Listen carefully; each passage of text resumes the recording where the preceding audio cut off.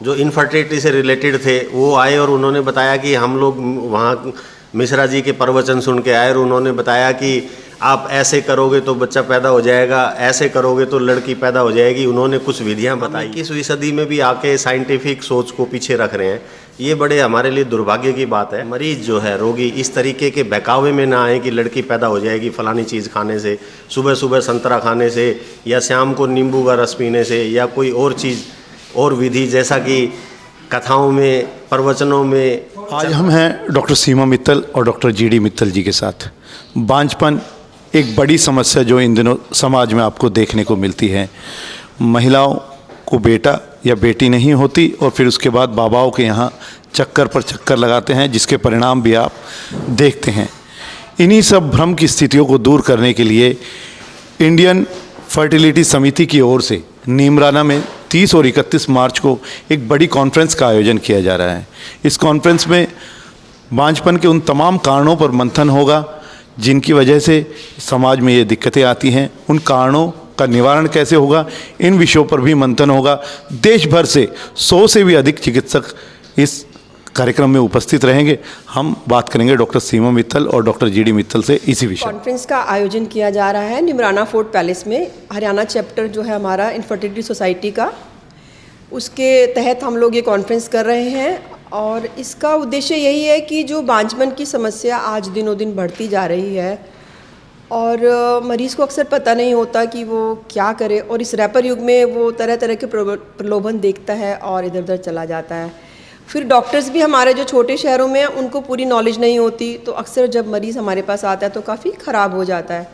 तो इसका 2 वे पर्पज़ है। हम लोगों ने विशेषज्ञ बुलाए हैं, जैसे कि हमारे आरआर हॉस्पिटल के हेड हैं डॉक्टर प्रसाद लेले, ऑल इंडिया इंस्टीट्यूट से हैं डॉक्टर नीना मल्होत्रा, हमारे आईएफएस के नेशनल प्रेसिडेंट डॉक्टर पंकज तलवार, और ऐसे बहुत से गणमान्य डॉक्टर्स आएंगे जो हमसे नॉलेज शेयर करेंगे।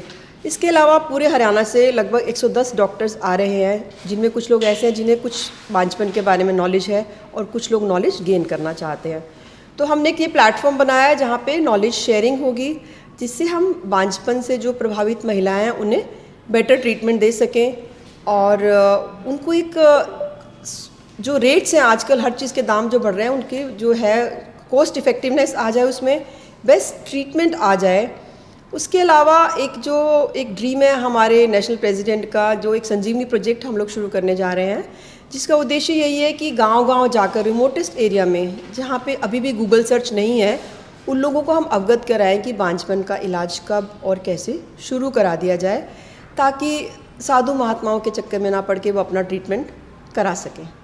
तो इस उद्देश्य को रख के हमने ये कॉन्फ्रेंस वहाँ पे आयोजित की है और हम उम्मीद करते हैं कि इससे सभी लोगों की नॉलेज भी बेहतर होगी, मरीज़ों का इलाज भी बेहतर होगा।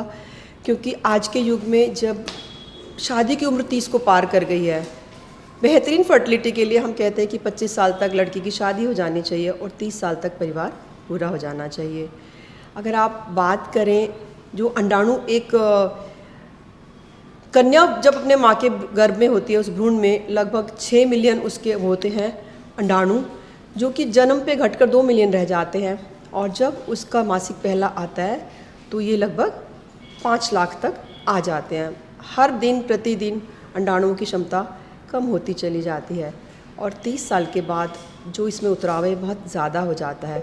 और यदि हम बात करें मेनोपॉज की, तो लगभग 200 से 400 अंडाणु ही महिला के अंडकोश में रह जाते हैं।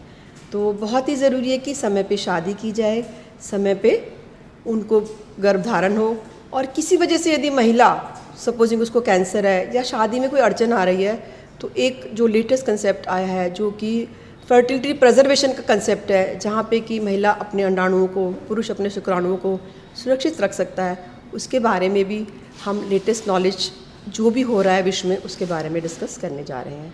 तो ये हमारी इसकी भूमिका। दुर्भाग्य की बात है कि हम आज 21वीं सदी में आ गए और आज कल परसों कोई कुछ कह रहा था कि मतलब जैसे मिश्रा जी जो प्रवचन कर रहे हैं उसमें इतनी भीड़ कैसे। तो बहुत सारे लोग जो इनफर्टिलिटी से रिलेटेड थे वो आए और उन्होंने बताया कि हम लोग वहाँ मिश्रा जी के प्रवचन सुन के आए और उन्होंने बताया कि आप ऐसे करोगे तो बच्चा पैदा हो जाएगा, ऐसे करोगे तो लड़की पैदा हो जाएगी। उन्होंने कुछ विधियां बताई और हम 21वीं सदी में भी आके साइंटिफिक सोच को पीछे रख रहे हैं। ये बड़े हमारे लिए दुर्भाग्य की बात है।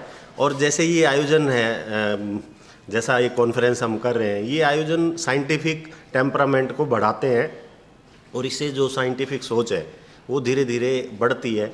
और यही संदेश है इन कॉन्फ्रेंसेस का कि ट्रीटमेंट सस्ते से सस्ता हो, नॉलेज शेयरिंग ज़्यादा से ज़्यादा हो और मरीज़ जो है, रोगी, इस तरीके के बहकावे में ना आए कि लड़की पैदा हो जाएगी फलानी चीज़ खाने से, सुबह सुबह संतरा खाने से, या शाम को नींबू का रस पीने से, या कोई और चीज़ और विधि जैसा कि कथाओं में, प्रवचनों में चल रहा है, बताया जाता है। तो उस सब से बच के रहें और 21वीं सदी में अपना साइंटिफिक टेम्परामेंट जो है वो ग्रहण करें और इन कॉन्फ्रेंसेस का पब्लिक लाभ उठाए। मैं प्रदीप मिश्रा जी के टोटकों पे नहीं उठा रहा। ये जो नॉन साइंटिफिक जो तरीके हैं, जो बाबा भूत देते हैं, जो कुछ और इस तरीके के जो नॉन साइंटिफिक ट्रीटमेंट हैं, मैं उन पे बोल रहा हूँ। मेरा व्यक्ति विशेष से कोई वो नहीं है। लेकिन क्योंकि प्रेजेंटली 2-3 महिलाएं मेरे को जो बांझपन से संबंधित हैं, उन्होंने बताया कि वहाँ तो हम इसलिए गए थे कि हमें बच्चा चाहिए था, लड़की चाहिए थी, लड़का चाहिए था।